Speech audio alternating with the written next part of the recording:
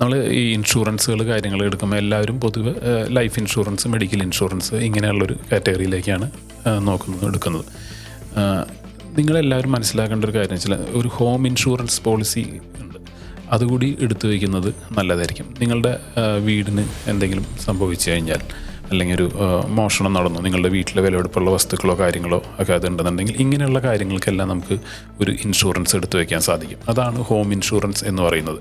അപ്പോൾ ഇതുപോലെ എന്തെങ്കിലും നമുക്ക് എന്തെങ്കിലും ഒരു മോശം സംഭവിച്ചു കഴിഞ്ഞാൽ, വീടിന് ഒരു തകരാറ് സംഭവിച്ചു, അപ്പോൾ അതിൻ്റെ ഒരു മെയിൻ്റനൻസുകൾ കാര്യങ്ങൾ വന്നു, അപ്പോൾ അത് ഈ ഹോം ഇൻഷുറൻസ് എടുത്തു കഴിഞ്ഞാൽ നമുക്കതിന് ഒരു ഫിനാൻഷ്യൽ എയ്ഡ് അല്ലെങ്കിൽ ഒരു സപ്പോർട്ട് കിട്ടും. അല്ലെങ്കിൽ ഒരു മോഷണം സംഭവിച്ചു, അതും ഇതുപോലെ തന്നെ ഒരു ഇൻഷുറൻസ് ഉണ്ടെങ്കിൽ നമുക്ക് ഉപകാരപ്പെടും.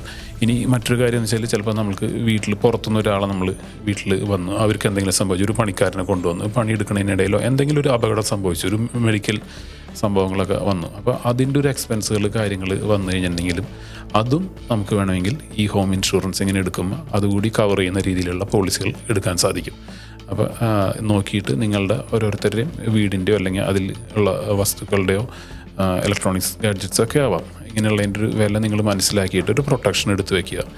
ഈ രീതിയിലൊരു കവറേജ് എടുത്ത് വെച്ച് കഴിഞ്ഞാൽ നല്ലതായിരിക്കും.